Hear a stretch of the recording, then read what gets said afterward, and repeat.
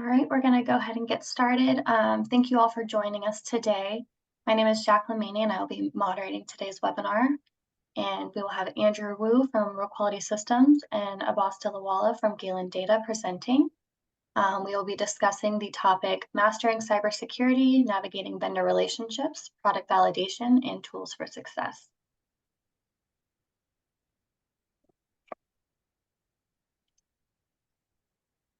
Just for a quick introduction on myself, I currently work as a marketing specialist for Rook Quality Systems. My background is in public relations and marketing, and I have my master's degree in healthcare management informatics. I have about 4 years of marketing experience in the medical device space.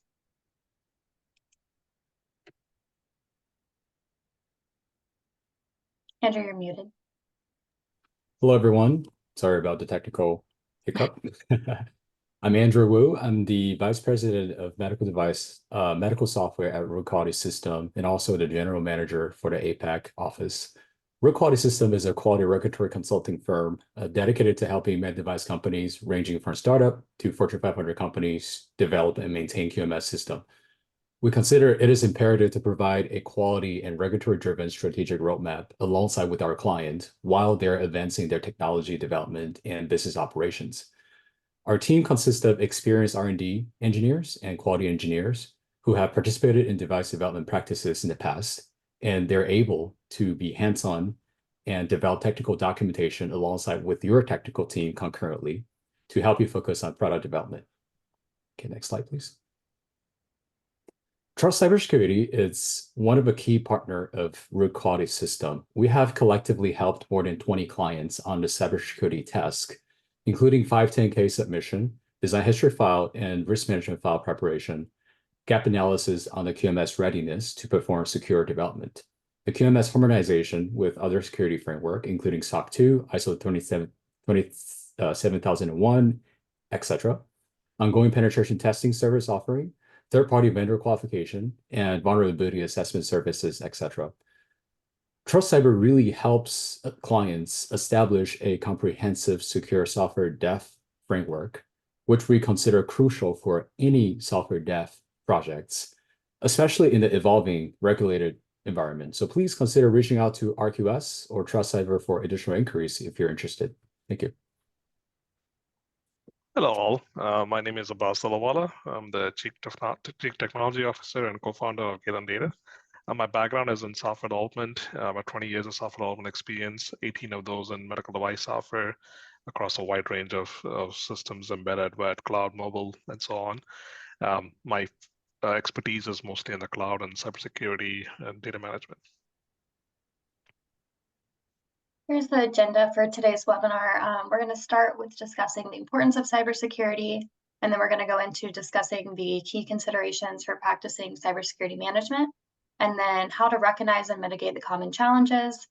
And then Abbas is going to discuss the features of Galen Cloud and how you can use Galen Cloud for cybersecurity management. And then we will conclude with a Q&A section or session. So feel free to send any questions you have along the way, and we will address them at the end. All right, I'll kick it off with why cybersecurity is important. The fast evolving regulation on cybersecurity, especially from the FDA, is really a clear evidence that vulnerability are being exploited more and more frequently these days. Cyber incidents that have rendered medical devices and hospital network inoperable, really disrupting the delivery of patient care and potentially harm to patients across healthcare facilities, and even disclosing patient healthcare information unintently. So according to this survey called State of Cybersecurity for Med Device and Healthcare System, there is a whopping 59% increase in vulnerability being detected in 2023 comparing to the previous year. And a vulnerability were identified from close to 1,000 medical product or devices from this survey alone, with an average of 6.2 vulnerabilities detected for each medical device. Among all vulnerabilities, 64% are from software. Close to 40% of the devices do not receive any regular security patches or update. So it is, in fact, very crucial for you to think about how to best manage your cybersecurity practices across the entire product lifecycle. So the question comes down to, how do we make sure that the organization which develops healthcare application address software security during the process, during the development process? So here I'd like to highlight the top 3 considerations for practicing cybersecurity management. So first, adopting a secure software development framework and integrate these practices as part of your software development lifecycle process to satisfy your QMS requirement at the same time. And this is actually recommended by the FDA, even though there are additional consideration from SSDF framework that was not mentioned in the guidance document.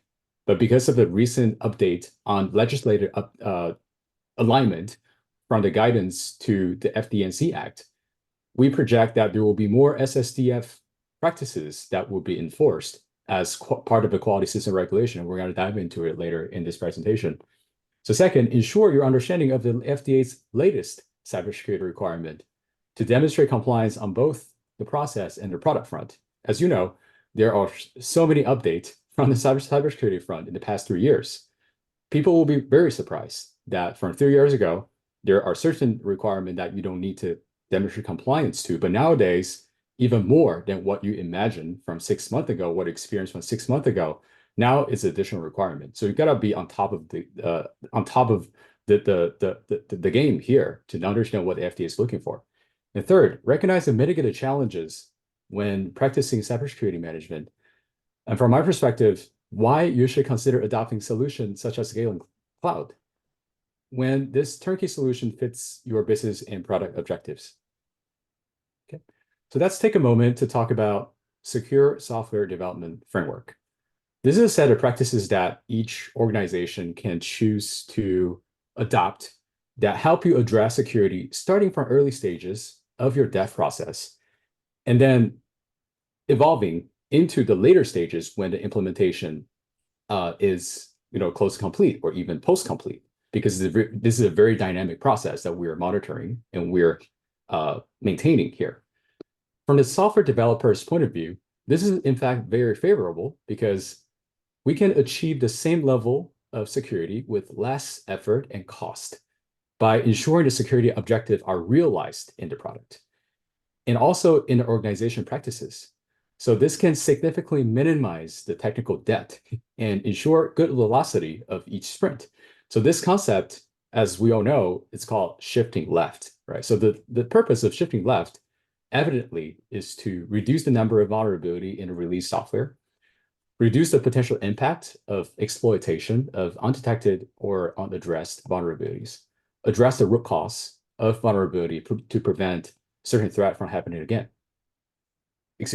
From prevent vulnerability from happening again.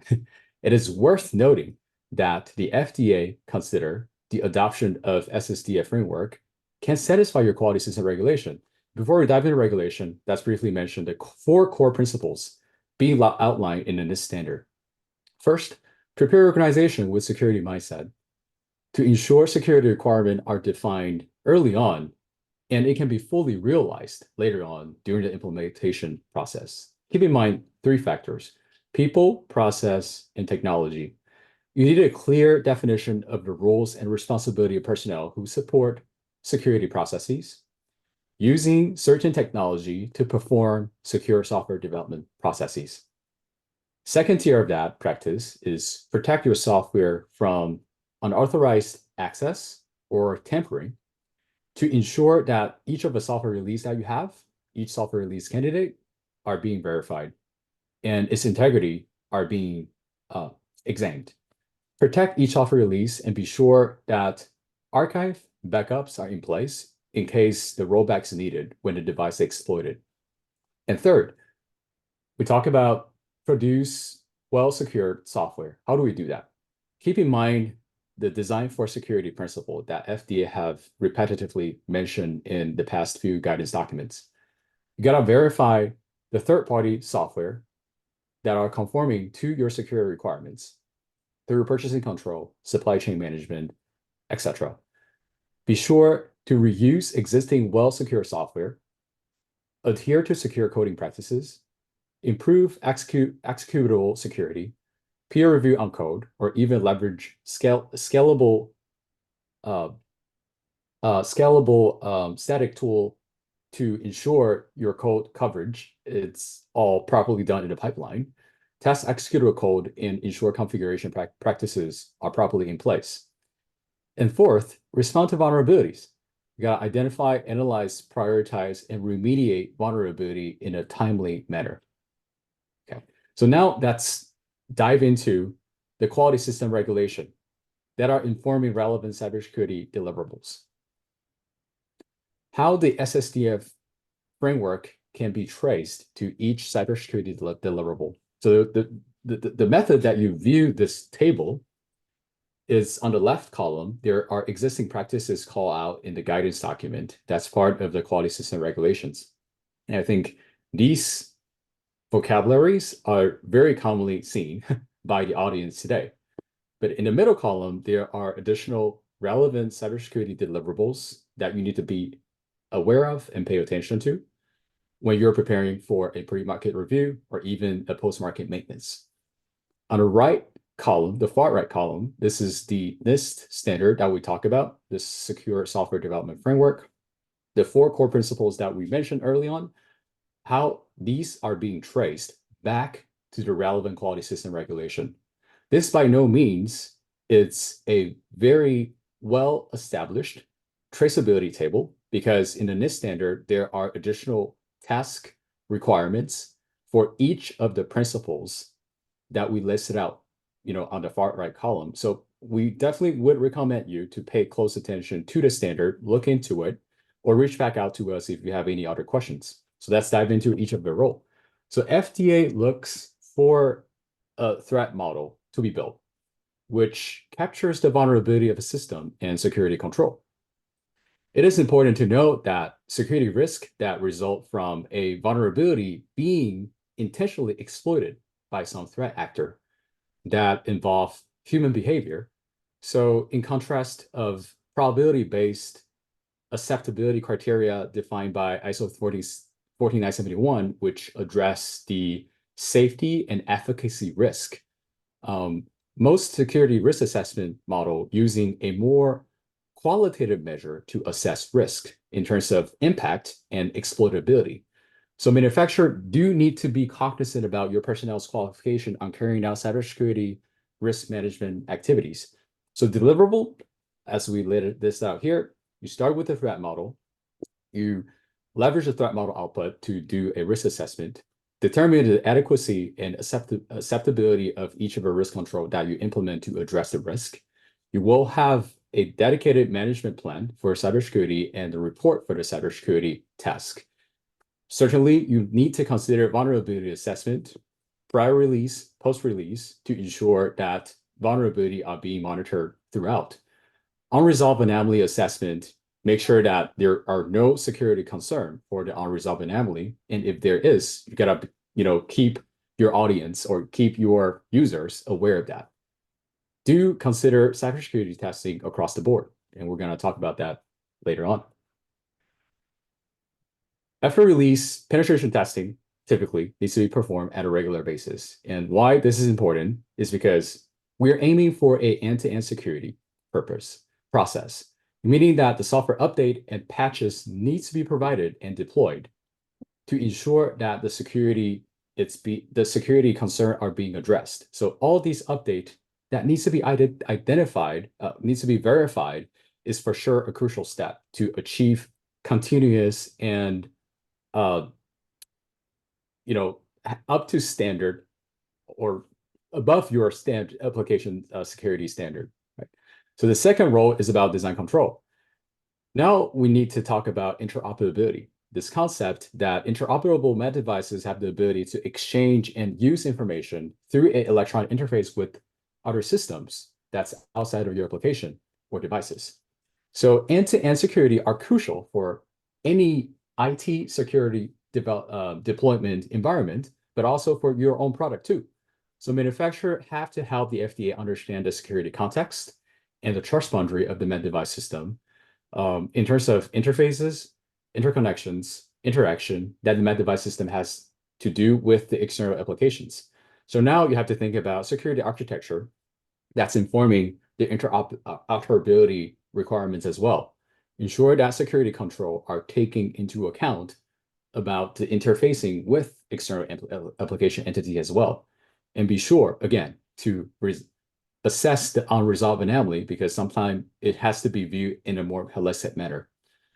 Through purchasing control and supply chain risk management, as a manufacturer, you must put in place processes and control to ensure supplier conform to purchasing and software bills of material requirements. There are two critical factors you have to pay attention to.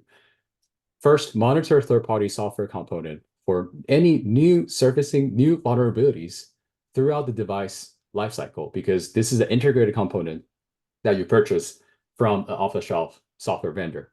They might have notification from other user when they identify certain vulnerabilities, and they have to keep you informed. So you can't keep your users informed.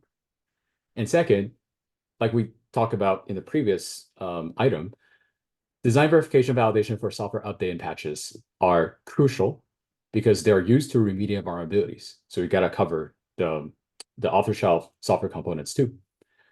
CAPA processes, complaint handling, quality audit processes are crucial for addressing vulnerability, which might result in patient harm.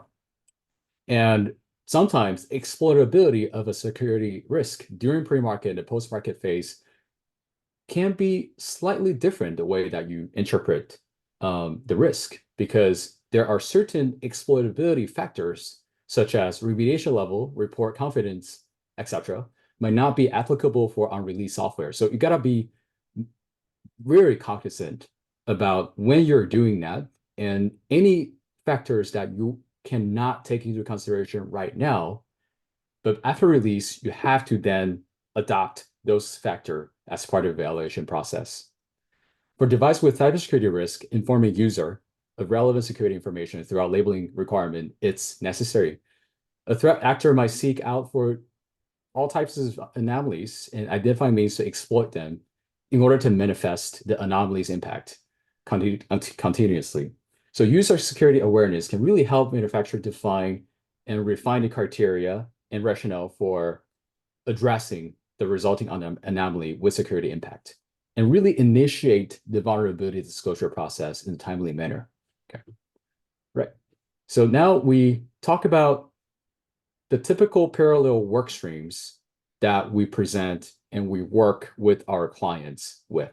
So we started off with the IEC 624 standard, which is the purple blocks that sits in the middle, right? So these are the typical 624 process that you're looking at, the purple blocks. At the bottom of that, you can see multiple different colored blocks. The gray blocks are considering the interoperability consideration. And we have a dedicated parallel work stream that work alongside with the 624 software dev process. What do you need to do with that? Evaluate the purpose of the interfaces. You got to anticipate the users because they can serve as a threat actor, or other threat actor might leverage these anticipated users' access to exploit your application. Now you have to re-engage the risk management processes on the security side, do verification, etc. Underneath the 604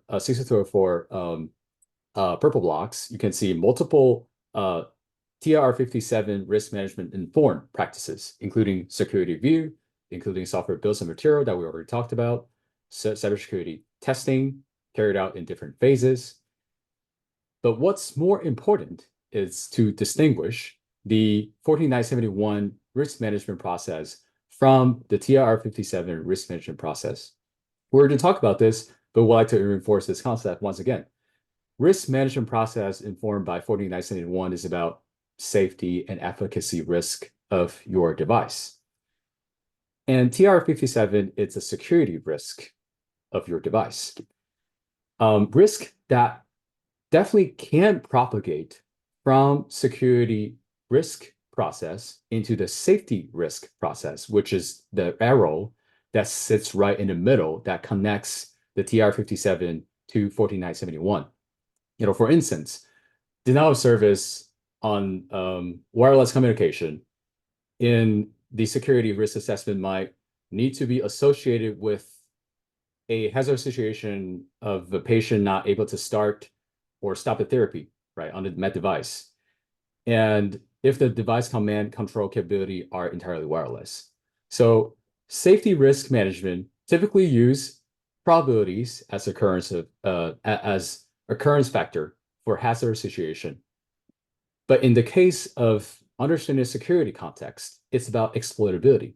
So manufacturer should attempt to proactively identify where the absence of mitigation controls are and consider both risk management processes simultaneously and be sure that there will be safety control affecting security, and then there will be security control affecting safety as well. Potential unacceptable risk should drive design changes. And hopefully that's early because down the road it's going to be more costly. Implementation of additional mitigation control to bring the risk down to acceptable level is the final goal for both risk management process. Okay, next slide, please. Right, labeling communication, like we'd already talked about, FDA consider security awareness of the user is crucial for a manufacturer to know and to be notified when there are certain anomalies happen, right? You don't want the threat actor to leverage that information, to leverage that knowledge to further exploit your application the best that they can. So labeling communication, we can consider from few aspects of it.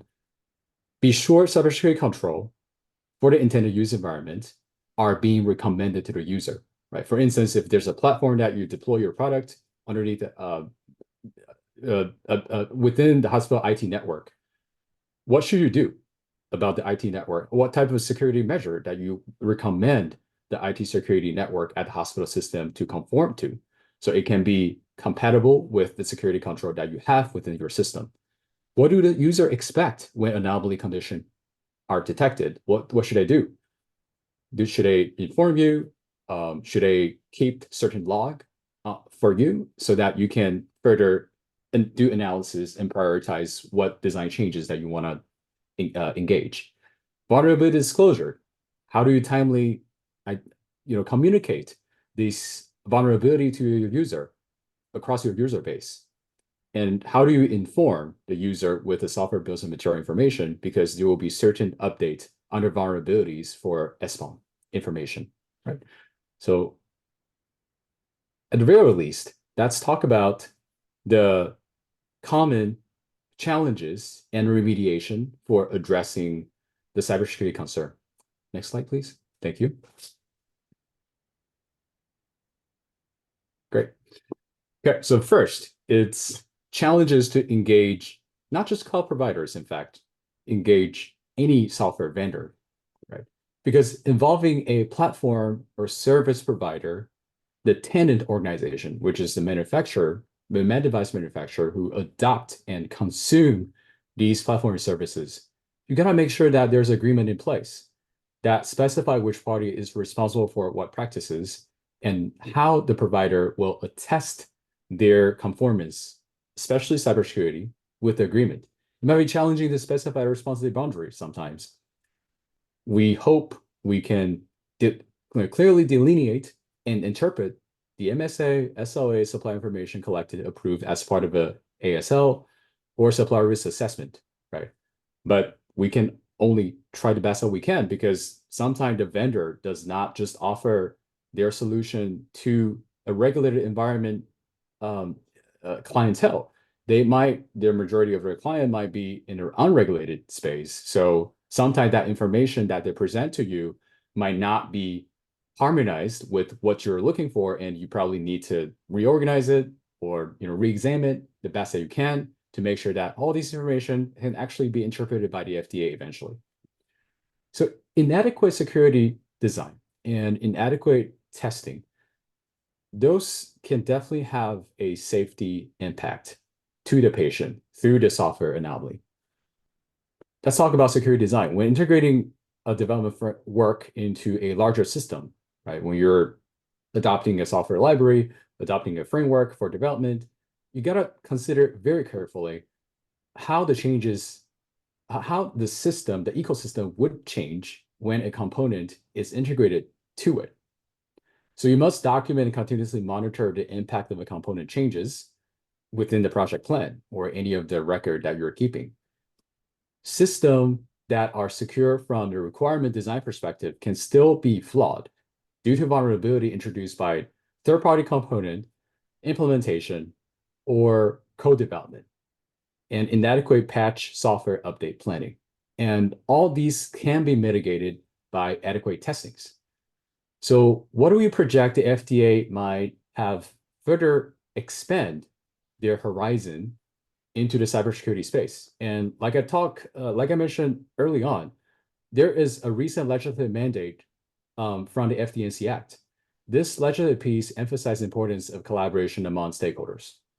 That can be healthcare providers, can be device manufacturer, it can be regulatory agencies or cybersecurity experts. So holistic secure software development practices should be increasingly realized by the manufacturer. So this is a very ongoing process, but the first step we recommend to do through is to examine your process readiness and QMS readiness. So this can be done by optimizing your SDLC process with certain concept that we talk a lot about today in the NIST standard as part of the DevOps process, or even apply the NIST standard into the context of open source software acquisition and integration. So there might be, more holistic overview of, a checkpoint that you need to do. So each manufacturer needs to develop your own strategy for implementing a risk-based practices to ensure your product is secure.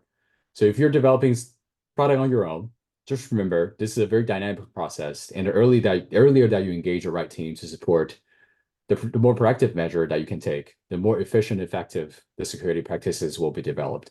Now we're moving on to the fun stuff. We talk a lot about regulation. Now I'm going to introduce the secure turnkey solution that Galen Data offers. It's highly recommended. Really, aside from the rich functionality that this solution offers, the security practices that Galen Data can become the golden example for manufacturer to model based off. So Abbas, the stage is all yours. Thank you. Thanks, Andrew, and thanks all for joining.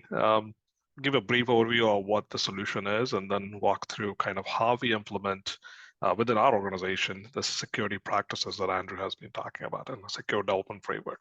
So let's start with kind of what is Galen Cloud. So Galen Cloud, so as more and more medical devices become cloud reliant, there is an advantage to that aspect.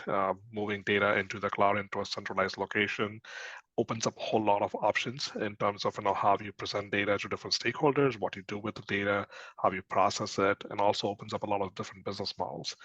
Cloud connected medical devices also allow you to do things like remote debugging, things like knowing what is happening on device. If you have a complaint out in the field, getting that data directly from the devices instead of having to send people out has a lot of financial and time advantages. Same with kind of over-the-air updates. As Andrew mentioned, FDA has been kind of I wouldn't say enforcing, but a lot of focus has been on ability to update software out in the field if vulnerabilities have been disclosed. You can definitely do it the old way, take your USBs and go out in the field and update it, but it's just, again, a very inefficient way of doing it. So cloud connected devices make that process much easier. So what is Galen Cloud? So if you want a cloud connected devices, you need the cloud, and obviously you have major cloud infrastructure providers like AWS and Azure and GCP and so on. But what they don't have is compliance to both regulatory requirements, industry standards, and responsibility within those frameworks. A lot of the responsibility in cybersecurity and stuff lies on you. So very shared model. It's always going to be a shared model, but the share of their responsibility and your responsibility is pretty skewed towards you. So what we do is we build out a software layer on top of AWS. That's essentially Galen Cloud. We run on AWS.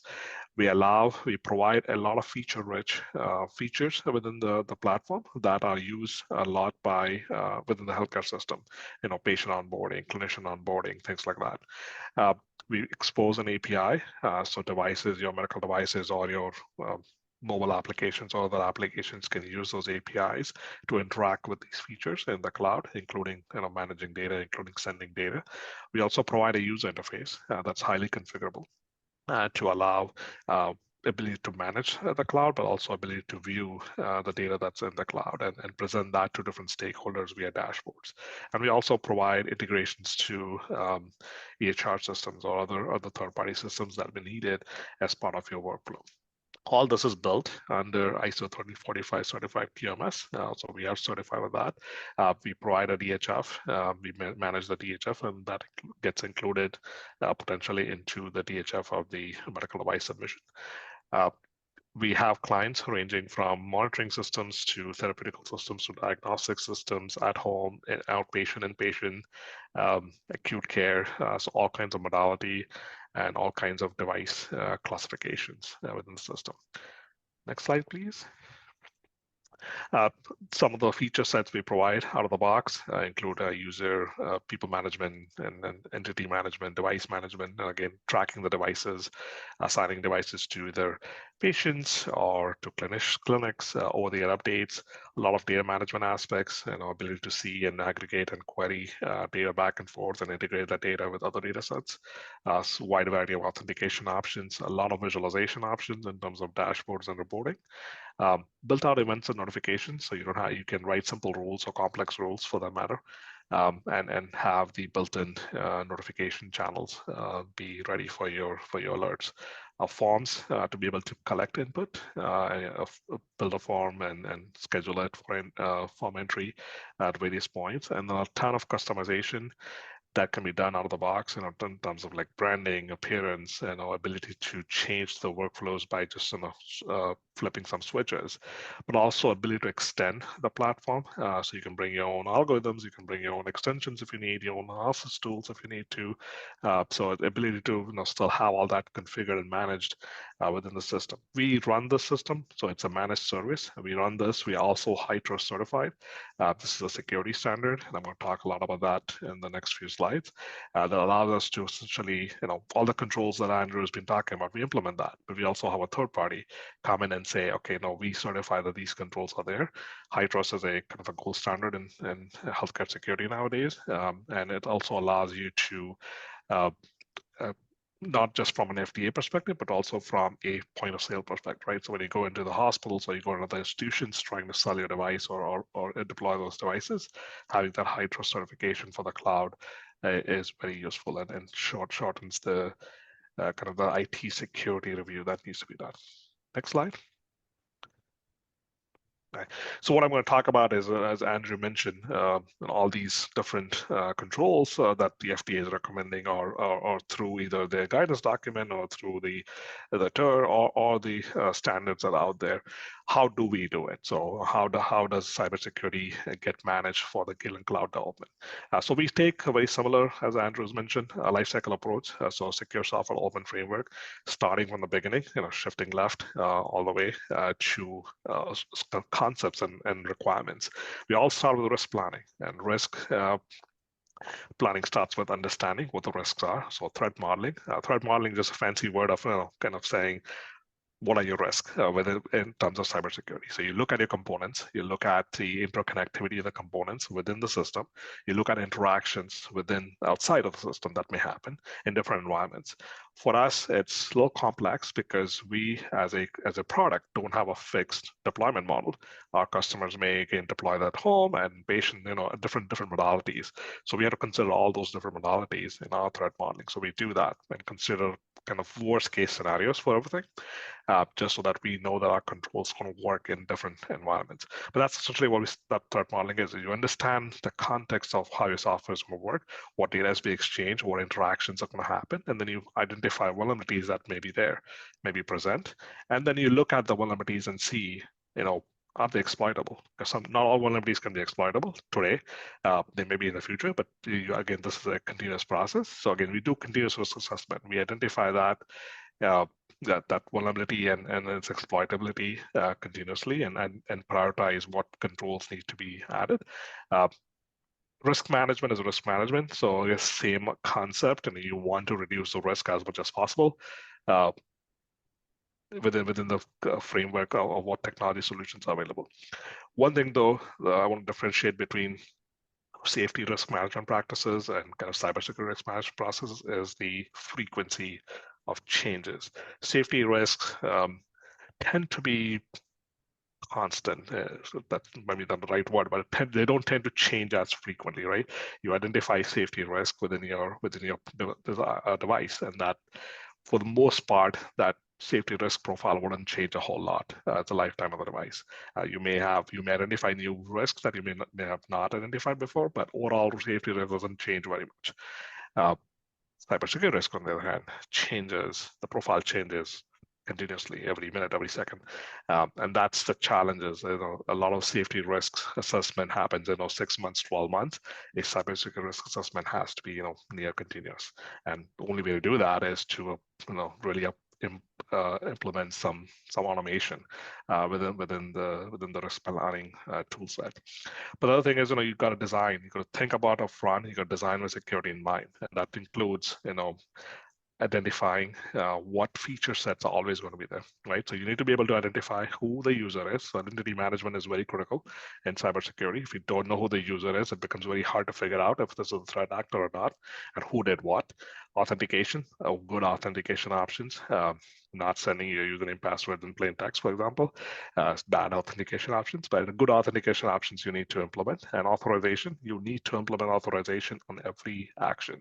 So you need to verify that this user or this entity can do this stuff. It's not enough to just say, well, they're logged in, so they're basically good. You got to continuously authorize that, and you need to have these aspects built into the design of your software from the front up, because it's very hard to go add these things later on. Another thing you have to consider is availability. What happens when your system goes down?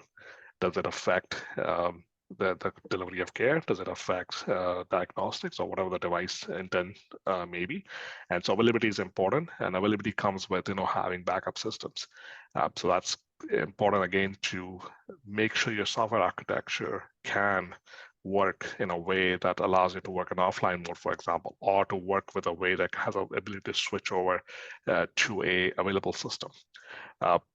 Data privacy is important, and it's law in most places of the world.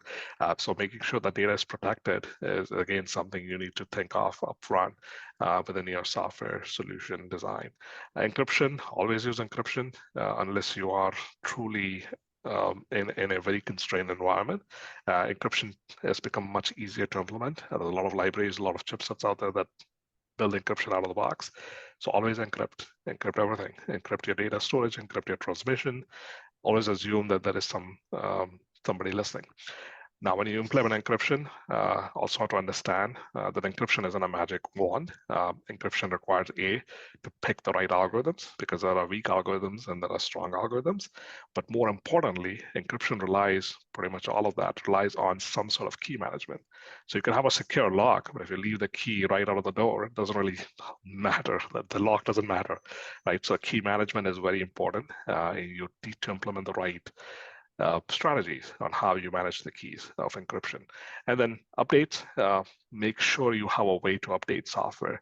And sometimes that may mean kind of isolating pieces of your software in a way that they're updatable in small patches or updatable in modules without affecting the larger system. So ability to quickly update and ability to update it in a way that doesn't affect the functionality and availability of the system, something you need to think about right up front as part of your product design. And then just product design lifecycle. Testing. You can have all the stuff, but if you don't test, they don't exist. So testing, Andrew talked about penetration testing, vulnerability analysis. So those are things we do. We do continuous pen testing as part of our design framework. We also do independent pen testing once a year. Constant vulnerability analysis. We use a lot of automation to identify vulnerabilities within our components, also components we rely on, open source or otherwise, and then risk analysis that has to happen every time a vulnerability is found, or just overall risk analysis that happens on a regular basis. Next slide, please, Jaclyn. Thank you. And then when we design the software, that's one thing, right? You design it, when you tested it and everything is great. But cybersecurity doesn't end at a product design. It's a continuous process. So when you operate this thing, you still need to have a lot of stuff happening during product operations. One is, as I mentioned, cybersecurity evolves over time.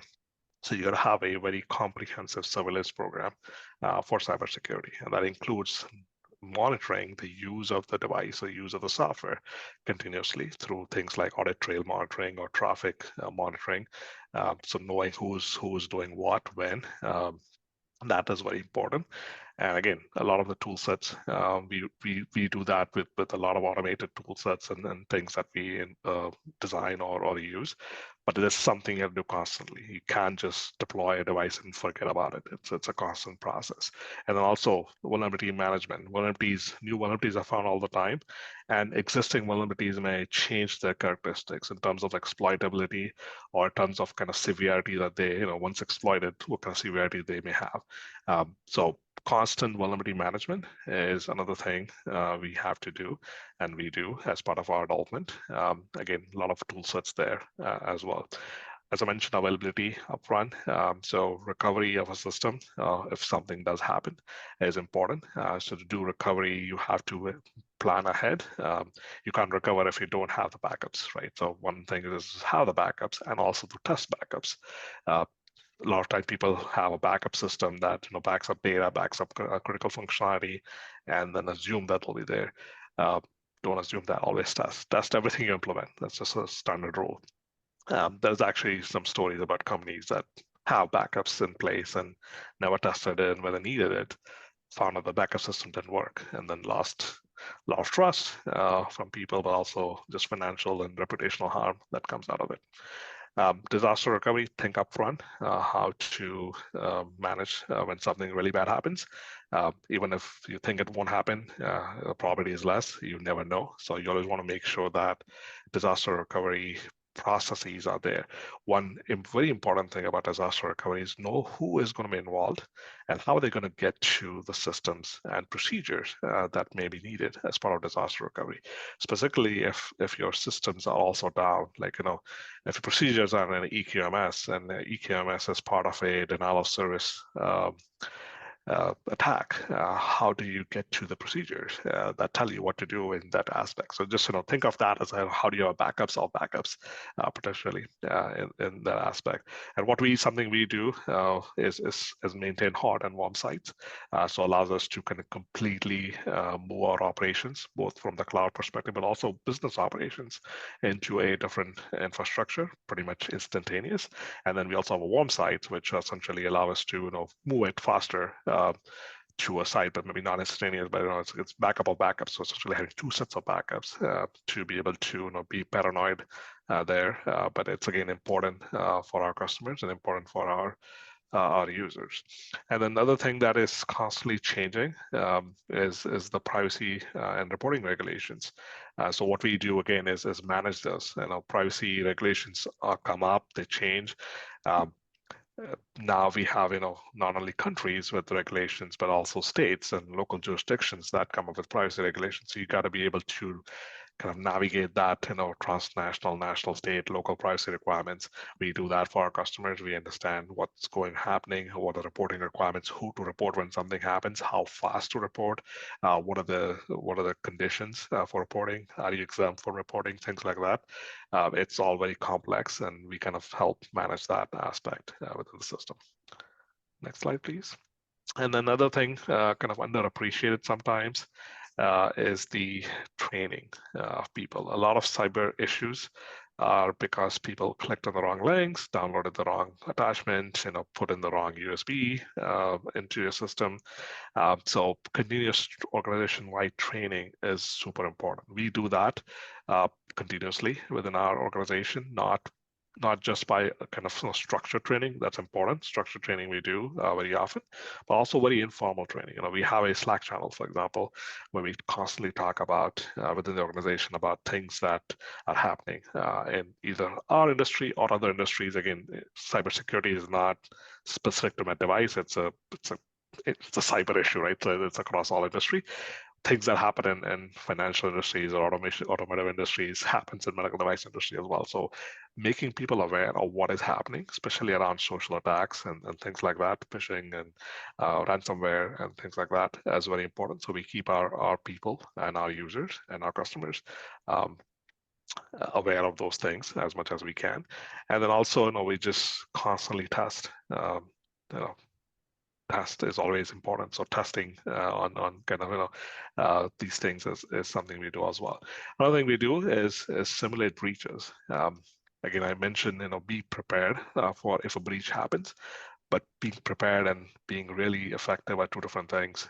You can have all the procedures, you can have all the training, but unless you practice, it's there's no guarantee that will work when the real stuff happens.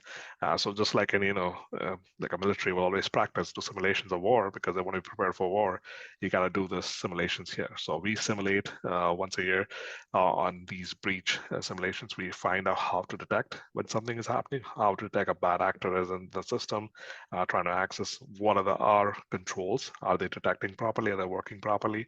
If not, what can we do to improve? How are we responding? Responding in terms of kind of isolating the threat actor and removing the access, but also responding in terms of other customer notifications or regulatory notifications, documentation that must be created, or how would we work with insurance and so on, and then recover. Again, we're going to get back to being on business as soon as possible. So how are recovery systems working? Does the backup work? Does our warm sites and hot sites, is a failover working? Can we really boot up quickly all our assets in a different geographic environment? So those kind of things. And then audits, again, as I mentioned, all these stuff is great to have, but how do you, as a customer, or as a user, get assurance that we are actually doing any other stuff, right? So that's where the high trust audit comes play. They audit us yearly. We get other audits too, but that's one major audit that happens yearly on our cybersecurity practices, and kind of gives us a certifiable statement saying we really take cybersecurity seriously. Next slide. So how does all this help a customer? Right? So we do all this, but what's the benefit for a customer? So one thing is, we take complete responsibility of cybersecurity management in the cloud. So that includes, all the stuff I mentioned, risk management, risk analysis, backups, recovery, all this kind of stuff. We provide DHF documentation, including cybersecurity documentation as needed for your submission. So if you use us, and you take us as part of your medical device submission, all the DHF that you need for that aspect, all the deliverables Andrew talked, I think, early on in the table, we provide that for the cloud part. We share the liability, just as we share responsibility, we share the liability as well on the cloud side. We work with hospitals or other institutions in terms of IT and security team reviews for device onboarding or for EMR integrations as needed. We sign agreements, so we not only say this, we actually put it on paper and agree to these responsibilities as part of our data processing agreement, and also just privacy aspect through BA, just a HIPAA requirement and other things. And then again, we are here for long-term partnership, so we want to make sure that we succeed by having you succeed and the partnership, and so we want to be here for the long term. So that concludes the presentation portion of this webinar. So now we're going to go into Q&A. And just a side note, I will be sharing the recording and the slide deck with you all later this afternoon. And so if you need to reach out to Abbas or Andrew, their information will be linked on that. So we do have a few questions that are kind of geared towards you, Abbas. Does Galen Data's cloud have a master file with the FDA? If not, how would we incorporate Galen Cloud in a medical device? Sure. So we do not have a master file of the FDA. Part of our because we can be used in different ways. We don't have an actual indication of use. Our customers define the indication of use of the cloud. That could include as simple as just a data system, which would be a class 1 kind of exempt system, to essentially part of a medical device, which may be class 2 or class 3, depending on what your classification looks like. So the way this works is, we manage a DHF in a way that we assume it's going to always be a class 3. So we do everything that needed for a class 3. We create all the documentation that's needed for a class 3 submission, and that includes software safety as well. So think of a highest safety risk. So we, as in, when we do risk analysis, we always be extra paranoid and assign the highest classification. So we provide all that documentation. We have a DHF that we manage constantly. We provide documentation as needed to our customers to be included in their submission. Generally, we suggest that they go through off-the-shelf software guidance from the FDA, if this is the FDA, and kind of identify us and put us in that bin, depending on how they use us in terms of safety classification. And then there's a specific set of things that must be done or must be provided for that particular classification. Then we provide all that stuff.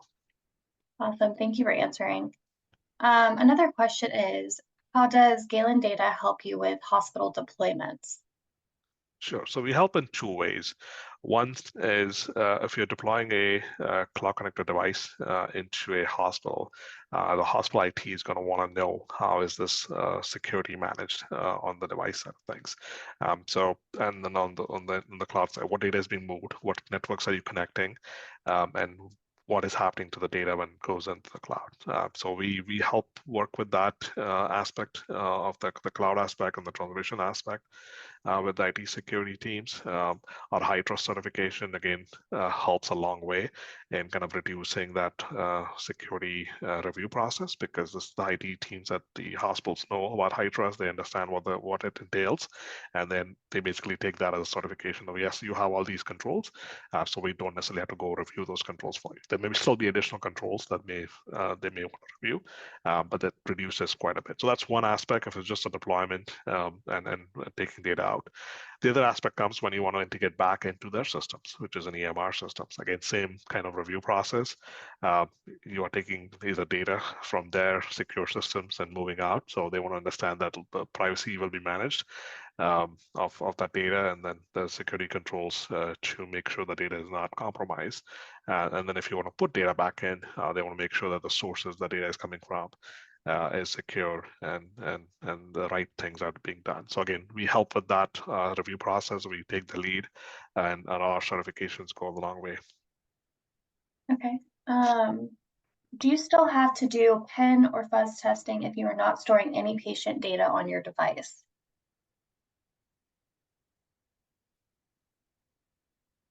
I'll take, and then I'll let Andrew kind of finish this. But storing data is not the only cyber concern. It's the effectiveness. Does cyber attack or ability to get it, disable access to a device, for example, does that affect safety? Right.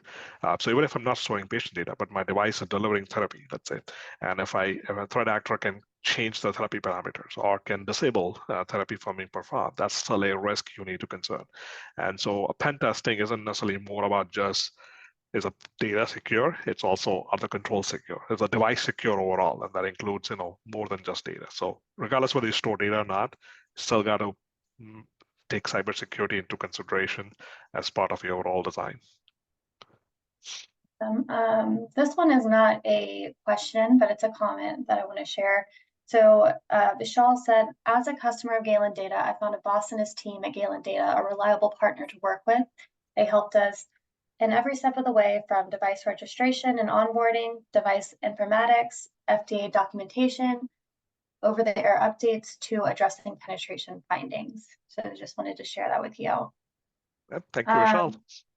Yeah, another question is, do you have some kind of suggestion on how to estimate the security metrics for the security assessment of exploitability of threats? So I can give an answer. Again, I would like Andrew's input in this. We use a framework called CVSS. It's a common vulnerability security score or safety score. It's a very well-known framework that looks at multiple facets of a vulnerability. It looks at the vulnerabilities, exploitability. It looks at the environment. It looks at other impacts that can have, how you use it, and it produces a score at the end. So it is kind of combining a qualitative and quantitative approaches to vulnerability management. And so we use that. I think it's a very common standard and very, very widely used standard within the industry, both medical device industry, but in the general industry in regards to that. Take a look at it. I don't know, Andrew, if you have any other suggestions. Yeah, we commonly use the CBFS score as well. In terms of the exploitability assessment, we also take a look at we also recommend taking a look at the NIST SP 800-30 standard or the OWASP risk rating if you want to consider some of that. But FDA have referenced a number of it, and I think it's really about how you implement it and how that makes sense to the FDA given the security context that you give them. So like the question that I answered early on about is there like a requirement encryption level? It depends on the security context, right? Because the way that you think about the control is whether this control can adequately bring down the risk level to a acceptable level or below based on this control, right? So it depends on the risk, depends on the situation. You can define encryption level in various ways. And FDA would look at it from the risk perspective once again. So that's why we talk a lot about, how these two standalone processes, risk management process on a safety and efficacy front, on a security front, how they are interacting with each other. Because there are a lot of activity that you have to do to ensure that the traceability is all well documented. Right? That's commonly it's a big headache for manufacturers. Thank you, Andrew. Another question is, does Galen Data own the data? No, we don't. We are custodians of the data. The manufacturer kind of makes a decision on where the data ownership lies. A lot of time it's theirs. Sometimes it could be the hospitals or the patients. That we don't get into that way. We don't use the data for anything beyond what is within contractually required things. So like, storing, processing, and displaying. We don't do any AI. We don't do any analytics automatically on it. You can run your own analytics. You can do your own AI. But for us, it's really, we are providing a framework that's regulated, that's secure and compliant. But we are not here for data mining or keeping ownership of the data. Thank you.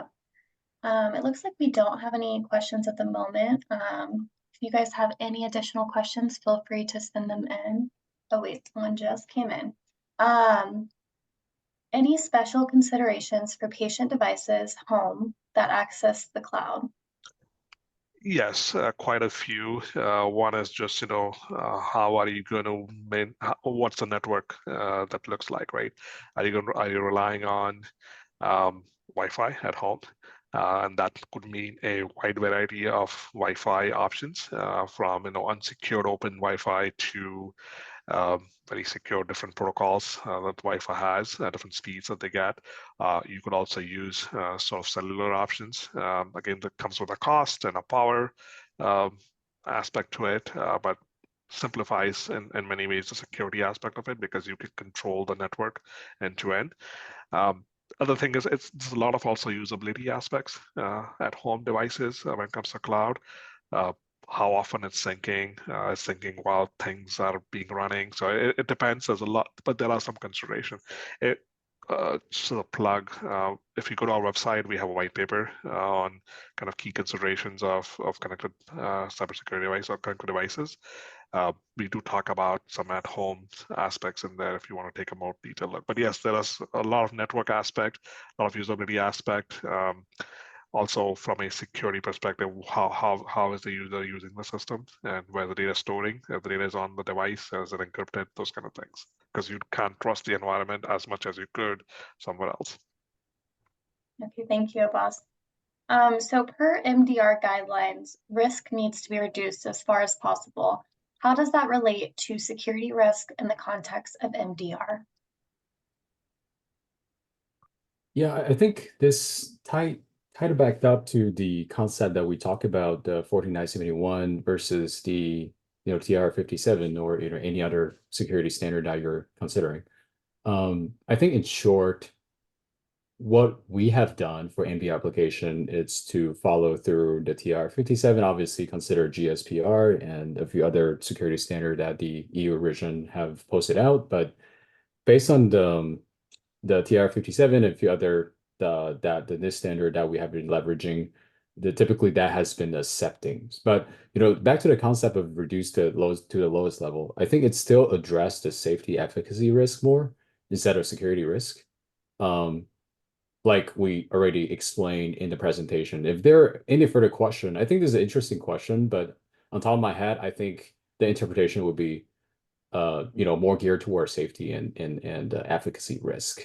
Abbas, do you have any interpretation of that question? I mean, sort of. I mean, for us, the way we look at it is always, what technological solution allow you to reduce the risk as low as possible that are industrially that accepted within the wide industry, right?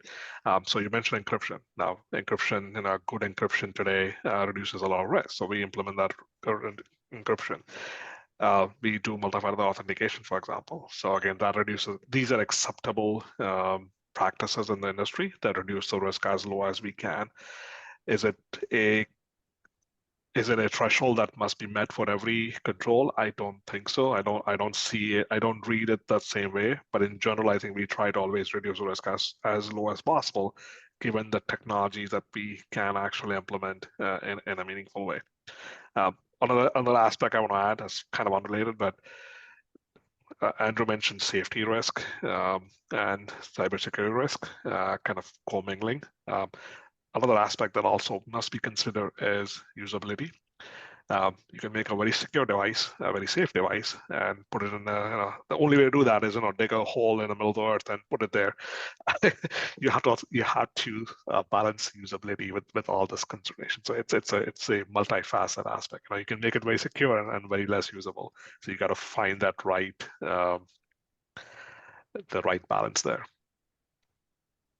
Thank you. Another question is, in a bare metal device, do we need to disclose all internally generated modules that are part of the SBOM, but not necessarily affect security? How would you know if it doesn't affect security? Like if there's a piece of code, I would assume that there is security aspect to it.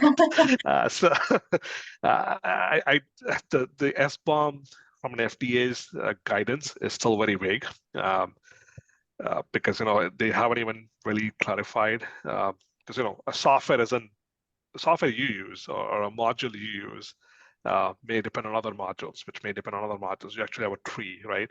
And we don't know how long, how deep that tree that the FDA is interested in. Are they only interested in level 1 dependencies or level N dependencies? For us, we always disclose everything because that's kind of the attitude we have is always make sure every piece of software is accounted for and tracked and managed because you never know where the risk is coming from. Okay, thank you. Does anyone else have any additional questions?